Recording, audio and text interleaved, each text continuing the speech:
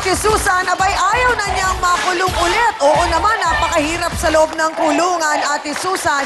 Pero paanong nangyaring naulit-ulit? Nagkaanak pa ulit kayo ulit ni Mang Rolando kung nagkaroon na pala ng kasunduan, nagmakaawa ka kay Ate Ana Marie, ibinigay mo ang anak mo, hindi na mauulit, naulit pa. Kasi, Ay, naku. hinahanap-hanap niya yung asawa ko. Tanda ka na. Hoy, ano Hindi tingnan ka mo itsura mo, hoy? Tingnan mo itsura mo, kita mo itsura mo. Sandali po. Hindi mo... Ikaw, kaya mo yan? sandali lang po. Tingnan mo itsura mo. Sandali lang po. Pakisagot po ang tanong ko, Ate Susan. Bakit hindi ka tumupad sa pinag-usapan? Eh, sabi niya, mami, magsama na daw kayo. Pagdating daw, hihiwalay niya, mami. So nung dumating, hiniwalayan ba? Hindi, pumalik siya na, tapos biglang tutulakan pa rin niya sa akin.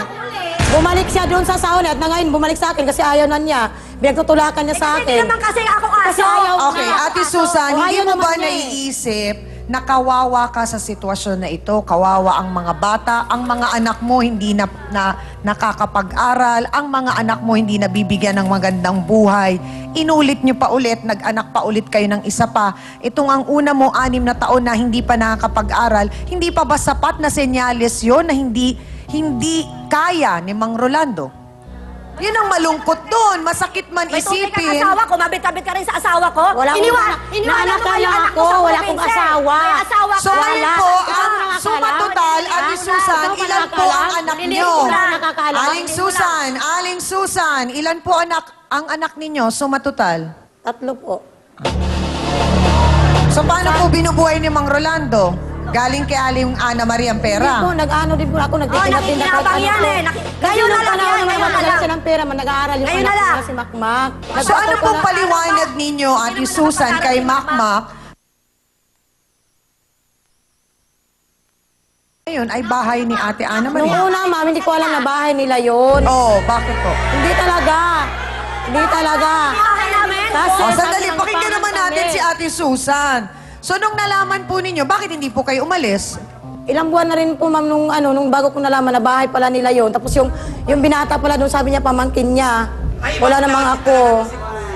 Ah, so ang namang sinabi ano. po ninyo, pamangkin. Bakit po, Pamangkin Mang ang Rolando? sinabi niya eh. Kung makami sa amin karinderya, dinadala ko yung Mas ma'am, angkong ko. baka... Sasabihin mo, hindi mo kilala hindi yung sa papayag anak-anakan na ko? doon kami tumira. Bakit pinapakilala mo ba sa akin? Ano po ang nangyari nung Alam ko nakulong ba po yung anak kayo, ko? Mang Anak ko pala sa Rolando? asawa ko. Ay, bakit siya sabi Sandali niya lang wala po. kayong anak? Saan po, bale, nakulong po kayo, nakulong din si Aling Susan. Ganun po ba nangyari noon? Tapos yung bata, saan naiwan nung nakulong kayo? Dala-dala ko po. Dala po ninyo sa kulungan. So, hindi po ba ninyo naisip na napakahirap nung ganong sitwasyon, inulit nyo pa ho ulit? Paano ang mangyayari pag makulong kayo ulit ni Kuya Rolando? Ano nga? Gagawin po namin ang lahat ng aming mga kaya kasama ang trio Tagapayo para po mapaliwanagan ang ating mga bisita. At umaasa kami na sana magbago pa ang desisyon na yon ni Ate Ana Marie. At kung ano man ang magiging desisyon niya, abangan po natin. Etong yung babae talagang on her own, tapos yung asawa mo na pakukulong natin, anong mangyayari? Anong gastusin mo dyan? Paano mo ipapayagan? Paano ka makaka-move on? Kailangan kahit pa paano may negosyo kang inaasikaso ngayon. Ngunit ang pagpahingi ng tawad na wala sinasabing pagbabago, walang sinasabing wala rin yun. Protection order ng barangay is only Ilang 30 days lang yan. 30 days yun. Ngayon, para masustain mo yon, yung continuity nun, dapat makarating sa hukuman para makakuha ka ng PPO, yung Permanent Protection Order. Mukhang meron pa tayong mga ilang bagay na nadiskubre sa ating naging counseling, Attorney Ben. Totoo po yan, Chang, sapagkat ang talaga palang layunin ni Aling Ana Marie sa pagdulog dito sa ating programa ay yung masolusyonan yung problema niyang kasi gusto pa rin niya uling umalis at magtrabaho sa abroad. Ngunit ang yung kanyang fear na baka pag-alis niya bumalik uli itong dalawang partidong ito, itong nandito sa pula, sa kanilang conjugal dwelling. Ang maaring sangguniing provision pa rin ni Aling Ana Marie sa Republic Act 9262 ay yung pagkuha niya ng permanent protection order sa husgado. At sa puntong yan ay maaari nating siguro matulungan si Aling Marie at hindi ibig naman sabihin na kapag itong mga protection orders na ito na pansamantalang kanyang remedy ay hindi ibig sabihin na na-waive na niya ang mga iba pang karapatan eventually kung gusto niyang i-exercise hinggil sa kalagayan ng relasyon niya o ng kanyang marriage dito kay Mang Rolando. Mang Rolando at Aling Susana, sana malaman nyo na napakabigat ang inyong sinusuong na problema ngayon. Sapagkat gaya nga ng sinabi ko kanina, talagang napakabigat ang mga parusa sa ganitong pagkakasala at sana matauhan kayo at sa pamamagitan ng programang ito'y maliwanagan kayo at itigil na ang mga bagay na inyong ginagawa sa kasalukuyan. Yun lamang.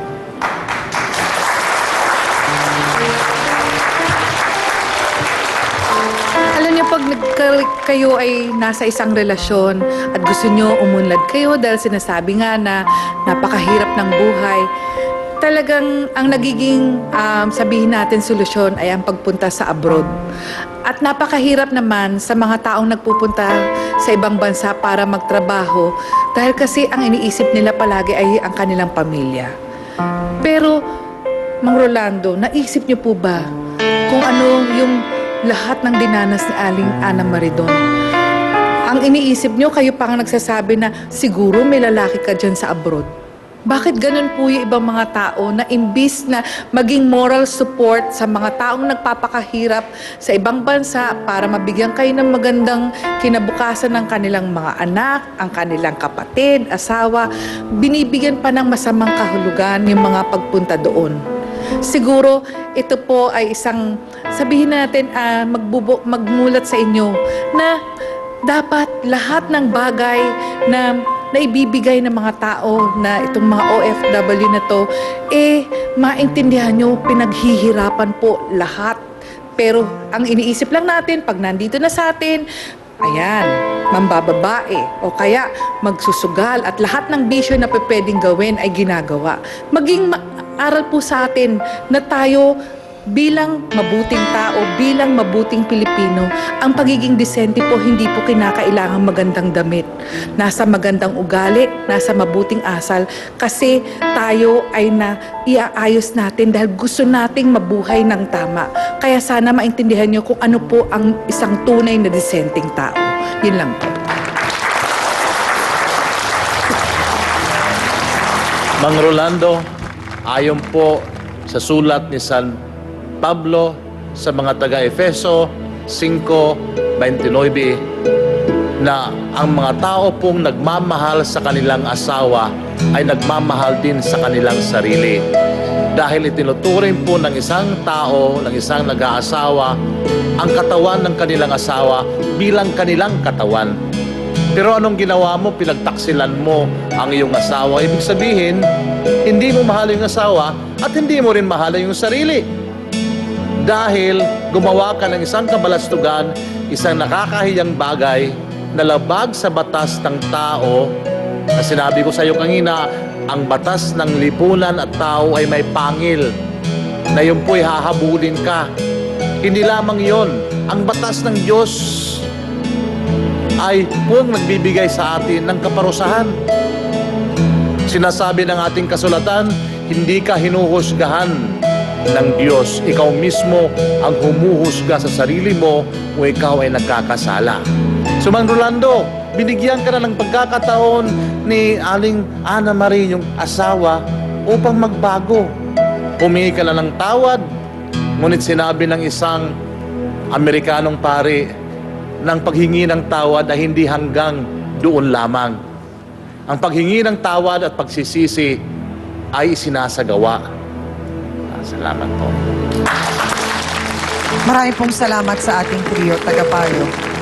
Ate Susan, napag-alaman ko po na talagang yung kagustuhan ni Mang Rolando na magkaanak at yung lagi niyang sinasabi sa iyo na gusto niyang magkaanak, yun yung naging dahilan na naawa ka sa kanya at talagang napamahal ka na rin at pinilit mo siyang bigyan ng anak.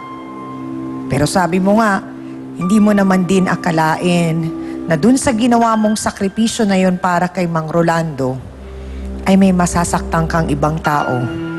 At yun ay si Aling Maring. Alam ko na magiging